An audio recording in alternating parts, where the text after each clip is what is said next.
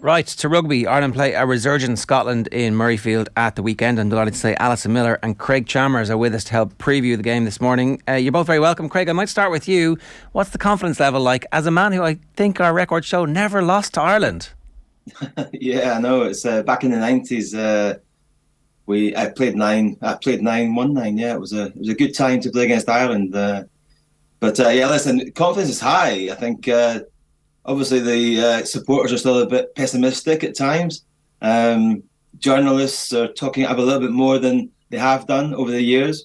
We've managed to win 2 games in a row. Unfortunately, the ball got dropped in Paris a couple of weeks ago, but it was a good performance, and we showed a lot of good stuff. But yeah, it's going well. I think the players are just keeping their feet in the ground, and this is a chance for us to win a triple crown for the first time since 1990.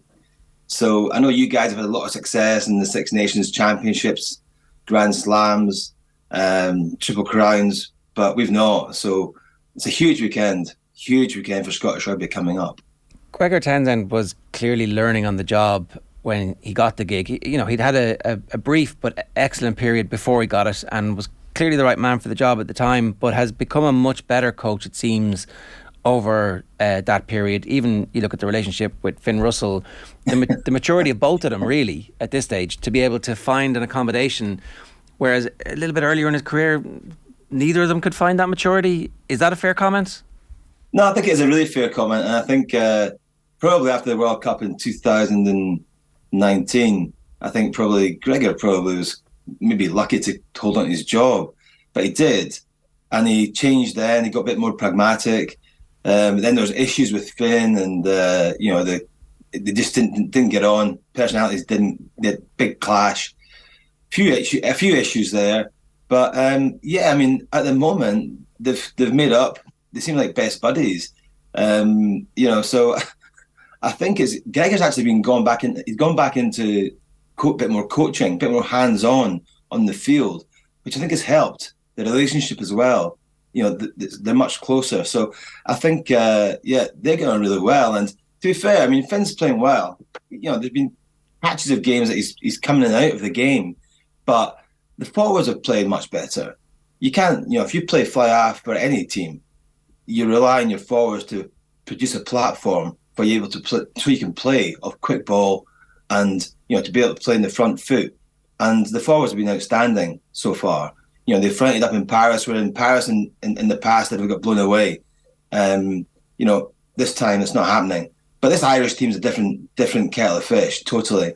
I think they're so, they so know each other so well. But and they're playing so well. Number 1 team in the world. This would be a huge scalp for us. But, I think it'll be a very tight game. Alison, we had Andy Dunn in studio on Wednesday Night Rugby and Off the Ball quite recently, and tell you what, he was confident. He was saying there's a lot of talking going on in Scotland, and I think he said 10 to 15 points was going to be the margin of victory. Are you as confident, Alison, as Andy might have been? Well, there's no doubt Scotland are much improved. They've got a really strong central partnership. I think their pack are very cohesive, really good ball carriers. They're in that lovely place where there's no pressure for them now because Ireland are number 1 and they're favourites, so they can really thrive on that if they take that dog as the underdogs and go there, because all the pressure's on Ireland. They're the team performing. They're playing some really good rugby. I think they rue their start against France, as in they got off to a horrific start but really clawed back the game. Finn Russell is a genius. I love the way he plays, but he kind of reminds me of Quade Cooper at his best. At times could do something brilliant, but then, he obviously can do things at times maybe you don't want him to do, but that's his brilliance. Scotland's back 3 are really dangerous. I've always been a fan of Van der Merwe, but it seems like the rest of the world are coming around to his brilliance. I think he's such a well-rounded winger, and he'll offer that physicality if there's not much space. But I think what Ireland will really need to do is what he's mentioned there about slowing down Scotland's quick ball. Like any team, if you can stop that quick ruck ball and stop that go ahead and getting over the gain line, I think you'll stop Scotland's main threats. But they're a much improved team. Their line out is very good. As I said, their back three is dangerous. If Ireland kick to Scotland, and it's something James Ryan mentioned yesterday in a press conference, that their line chase hasn't been as good as it could, and if you let guys like Stuart Hogg or Van der Merwe have those disconnections in defence, they could really punish us. So I think Ireland are probably too good for Scotland at the moment, but this Scotland team are really on the up and their confidence will be high and they're going to be underdogs. But I suppose if you were to make a good point to think how many of the Scotland team would you put in the Irish team at the moment, I'm not sure, but it's going to be a great game. Really looking forward to it. Yeah, I'd say a lot of the Scots would feel pretty confident on a Lions tour that they would be good enough to beat out their Irish counterparts, because that's the level of confidence they have at the moment. Craig, the reason that it seems to all be coming together is obviously loads of factors. The improvement in the forwards play. There's been a forwards coach who's kind of matured in his role as well, I think, over the last 2.5, 3 years. But the fitness, most of their best players are fully fit. Most of your best players are fully fit at the moment, and that seems to have been the first time in a long time that Scotland have actually had largely a full deck to deal from. Yeah, there's been much more consistency in selection. You mentioned the forwards coach. I used to coach with John DL, who's the forwards coach at Melrose many years ago, and he's a fantastic coach, and he'll bring the best out. He's bringing the best out of them. He's just been given time to do that. But there's a lot of factors this weekend. Lots of factors. Stuart Hogg's 100th cap this weekend as well. 100 caps for Scotland. I think it was his 100th cap last week, which was included his Lions tour, Lions cap. But I think there'll be the continuity and the understanding of what they're trying to do is getting close to what Ireland are doing. Ireland know each other so well. So many of the players in that starting lineup for Ireland, they play at the same province. I think that familiarity is starting to work with Scotland, and we seem to be on the same page for the first time for a number of years. We were very, very inconsistent, and we've got rid of that a little bit over the last few months. And we've had some close games against the All Blacks who we've never beaten, and I think this game on Saturday will be even tighter. It's on a Sunday. One of the big things that I'm looking at is 4 or 5 of the Irish players probably coming back into the team this weekend haven't played for a month as well. It's really, really important that Scotland have a good start. If Scotland can get a good start and are in that game with about 10, 15 minutes to go, I think it's going to be there for the taking for us. But if we're not, and we're off it by the slightest margin, 5-10%, Ireland will crucify us. It's a fair point, actually, that a lot of our players aren't fully up to speed, Alison. They've been talking a good bit in the camp about how they pride themselves on training, preparing players for match day, and that seems to have been the case up to this point. And to Craig's point, we've started all our games really well recently. So what do you expect from those returning players? How quickly will they be able to find a groove? I suppose the big thing that Ireland have always been working on the last while is building their depth, and they've managed the game so far without those key players that are due to come back. So it's how Andy Farrell decides. Will he put them does he put Henshaw straight back in at 12? I think Ringrose is good to go, and I'm not sure about that. But someone like Henshaw, does he come straight back in? Does he put him on the bench? Obviously, Furlong is a big loss, but other players have been doing well. Jamison Gibson Park, will he come back in at 9? Obviously they've backed those players and they've backed how they train to be able to get them up to speed. So it's how Andy Farrell manages. Does he go full out and put those key players back in, or does he put some of them back in, leave some of them off? Are they ready? That's up to Andy Farrell, but that could be an issue because you get momentum from playing games. You get used to your partnerships, you get a feel for the championship. But I think they'll back those players to come in. It's how many they put in straight out is the question. I'm not sure what way he's going to approach that, especially when players have been playing well. So for me, the big thing would be 12. What is Andy Farrell going to do with 12? He's had Aki there. Obviously, he looked totally out of his comfort zone at 13. To be expected, different position defensively completely. You've had Stuart McCluskey playing well. Suppose the problem, as I said before, is our 13 defensively without Ringrose really noticed, I suppose, problems we don't see when Ringrose is playing, or does he put Hench on at 12? So that to me would be a very interesting one. Conor Murray's been playing very well at 9. Does Gibson Park come back in? So these are all things that we're going to see when the squad selection comes out, but I'm not sure how they'll approach it. Obviously having a player like Furlong coming back in that front row will be vitally important. But as I said, they do back their players to get up to speed in training. And it's been a big proponent of this team, how fit they are, and their fitness, how they play, and so it's ball and play, the minutes the ball and play. I suppose that comes from their training as well. So the players are fit enough to go back in. Craig, is there something different about the Scottish mindset this year compared to recent years? Because at 19-0 down in Paris, you're thinking, well, quite easy for any team to fold over here and completely capitulate. But Scotland showed a lot of heart and fight in that second half, albeit didn't quite get over the line. But to get back to within 4 points in Paris was a sign of a Scotland that's different this time around. A different mentality, I think. As I mentioned before, we got very close to the All Blacks. We got ahead of the All Blacks. They came back at us in November, but they know they're not far away.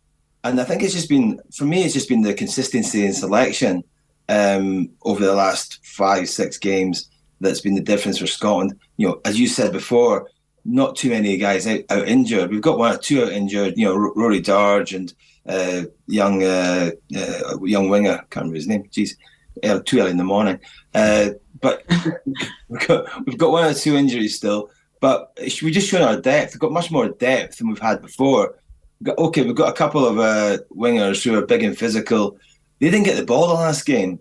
Van der Merwe and Steyn are spring jocks. They've not had much ball the last couple of games. So we need to get the ball into their hands. We need to get them involved. I need to ask questions of the Irish midfield, like they got asked in Italy. We don't know what Ireland are going to pick, but I think nowadays the Scots will be. We know how dangerous Ireland are and how good they are and how disciplined they are and the way they play. But it's just how I think that we're more worried about ourselves these days, and I think that's really, really important. You've got to look at yourself first and get what you're doing right. I think our midfield's been outstanding. I think Tuipulotu has been one of the key players in our team. Just his communication and his skill sets. He's playing so well with Hugh Jones, who's a real cutting edge for us in midfield at 13. He's sort of come back to his form of maybe 2 or 3 years ago, and Finn's getting all the plaudits, which happens when teams are playing well. They fly Arsenal, they get a pat in the back, but it's the guys outside them, guys around them are playing so well. I think Ben White as well. You've got to mention him. The scrum half who's come in this year and made a real mark for himself, pushing out Ali Price, British Lion, experienced player. So, I think there's real confidence in the squad. They seem happy. There's smiles on their faces. The coaches are getting on with the players. They're having a couple of beers. Nobody's going out too late at night or the wrong nights. They're all out. Actually, 2 weeks ago in Edinburgh. But no, sorry, 4 weeks ago in Edinburgh, after the Welsh game, they're all out.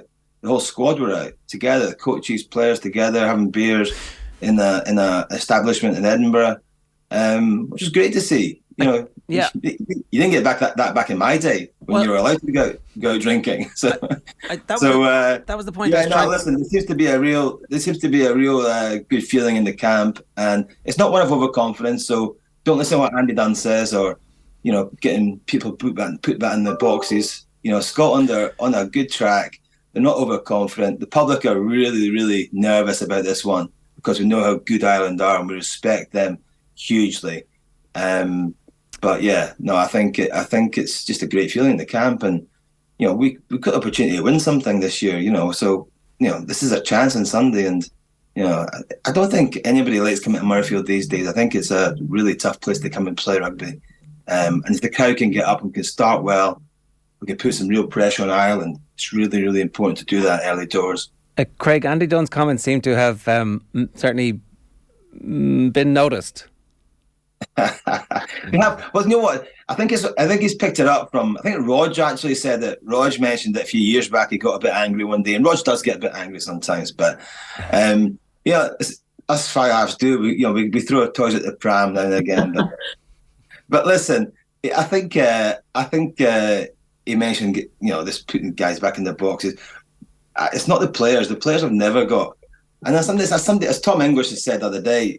When Stuart Hall gets asked, how is Scotland going to get on this year in the Six Nations? He's not going to say they're going to get beat, are they? They've got to be positive.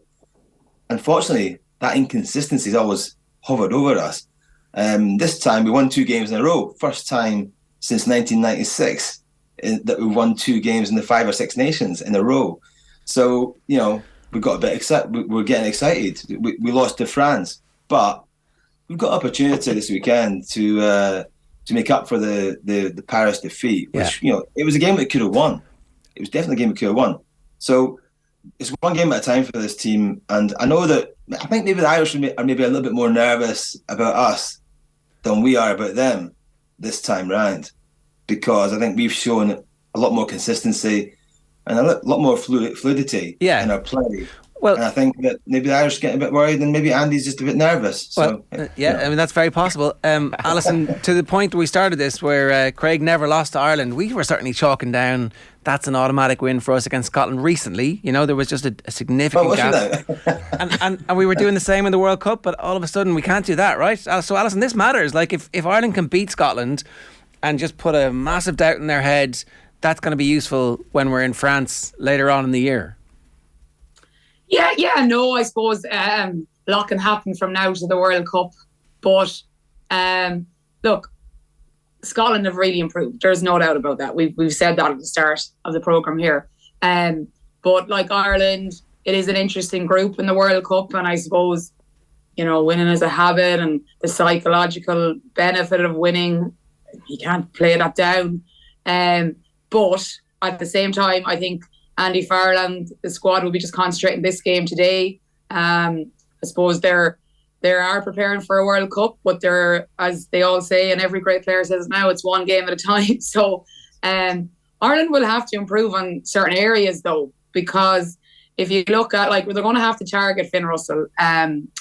He is really lethal when there's disconnections in defence, and he'll pick off those disconnections and let players through. And as you're saying there, those 2 centres, they have been really impressive. I've been really impressed with Hugh Jones. I love the way he plays. He's such a dangerous player. He can make anything happen if those disconnections in defence are there.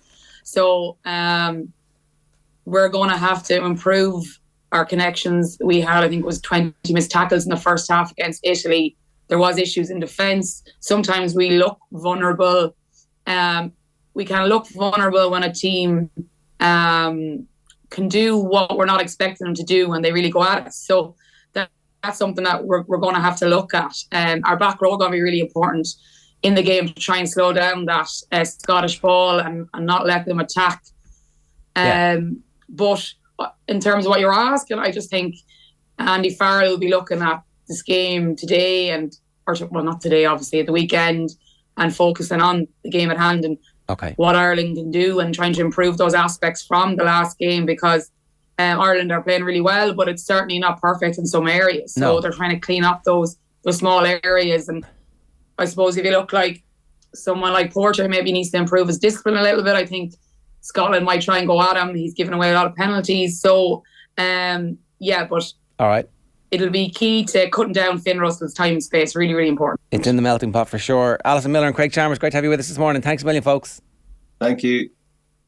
Andy Dunn has stoked the fire. Yeah, I love that though. We need this. Do you know? Look, if you're going to be the number 1 team in the world, you're going to have to. You can't make an omelette without cracking some eggs. Was it before the Welsh game earlier on in the tournament?